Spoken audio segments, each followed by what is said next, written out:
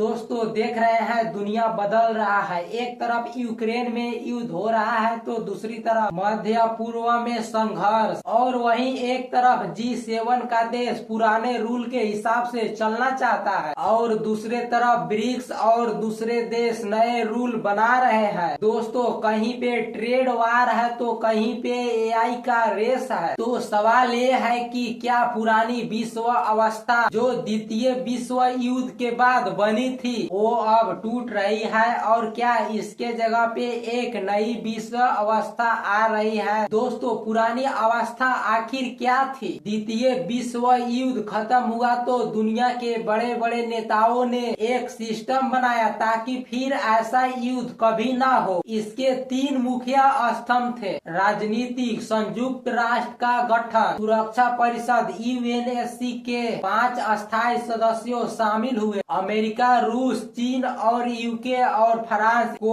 Vote power मिली, मतलब दुनिया के ज्यादातर फैसले इन्हीं 5 देशों के इर्द गिर्द घूमते रहते थे। आर्थिक इकोनॉमी, अमेरिका डॉलर दुनिया के रिजर्व करेंसी बनी। वर्ल्ड बैंक और IMF जैसे संस्थाएं बने जिन पर पश्चिमी देश का दबाव था। सैन्य NATO अमेरिका के गुट और वार्सो पैक्ट सोवियत संघ गुट के बीच क्लाउड वार चला। डिकेस तक दुनिया इन्हीं 2 ध्रुवों तक बिपोलर वर्ल्ड में बटी रही। 2091 में सोवियत यूनियन टूटा तो अमेरिका दुनिया का इकलौता सुपर पावर बन गया। यही थी पुरानी अवस्था, लेकिन अब ये अवस्था दरक रहा है। ऐसा क्यों कारण है? चीन दुनिया का दूसरी सबसे बड़ी इकोनॉमिक बन गया है और भारत और ब्राजील जैसे देश तेजी से आगे बढ़ रहे हैं। वो अब पुराने सिस्टम को मानने के लिए तैयार नहीं है। वो लोग UNSC के अस्थायी सीट और वोट पावर चाहते हैं। जब पुराने इंस्टीट्यूट्स में रिफॉर्म नहीं होता है तो नए देश बाहर का रास्ता ढूंढते हैं। दूसरा पॉइंट है रूस को चुनौती देना। रूस ने यूक्रेन पर हमला करके उसे साफ कर दिया कि वो अमेरिकी नेतृत्व वाली अवस्था को नहीं मानता। उसने पश्चिमी प्रतिबंधों के बाद भी अपनी इकोनॉमी को बचाए रखा और दूसरी ऑप्शन को तलाश कर रहा है। डॉलर पर निर्भरता होना ये सबसे बड़ा बदलाव है। रूस, चीन, ब्राजील, भारत जैसे देश में अपनी अपनी आपसी ट्रेड में US डॉलर के जगह पे अपनी अपनी करेंसी का इस्तेमाल कर रहे हैं। अगर डॉलर का वर्चस्व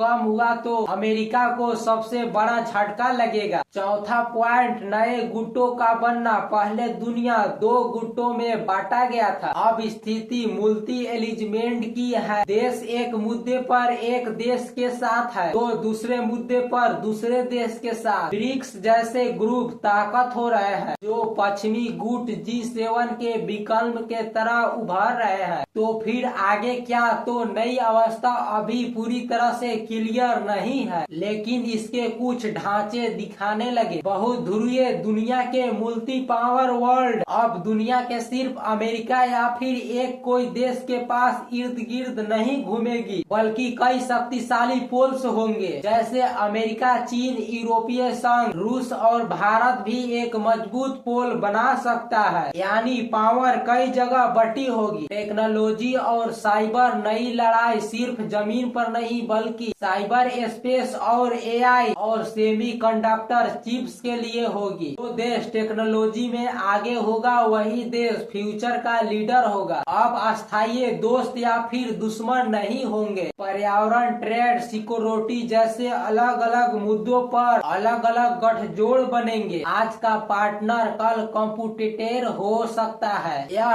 ट्रांसिटेशन पर्यावरण शक्तिपूर्ण नहीं होगा। जब कोई सुपर पावर कमजोर होता है और नया उभरता है तो उस दौरान संघर्ष, छोटे मोटे तनाव, इंस्टेबिलिटी बढ़ाती है। वही आज हम दौर देख रहे हैं। इस पूरे बदलाव में भारत की स्थिति बहुत ही दिलचस्प है। भारत ने मल्टी एलिगमेंट की पॉलिसी को बेखूबी अपनाया। वो इक्वेड, अमेरिका, ऑस्ट्रेलिया और जापान के साथ में है। तो ब्रिक और SCO रूस और चीन के साथ में भी है। वो रूस से तेल खरीद रहा है, लेकिन अमेरिका और पश्चिमी देश के साथ स्ट्रॉन्ग रिलेशनशिप बनाए हुए है। इसका मतलब है कि भारत किसी एक गुट में बंद कर नहीं रहना चाहता है, वह हर जगह अपने नेशनल इंटरेस्ट को प्रायोरिटीज कर रहा है। इस नई मल्टी पावर वर्ल्ड में भारत अपने आप को विश्व गुरु और स्वायत्तपूर्ण देश के तौर पर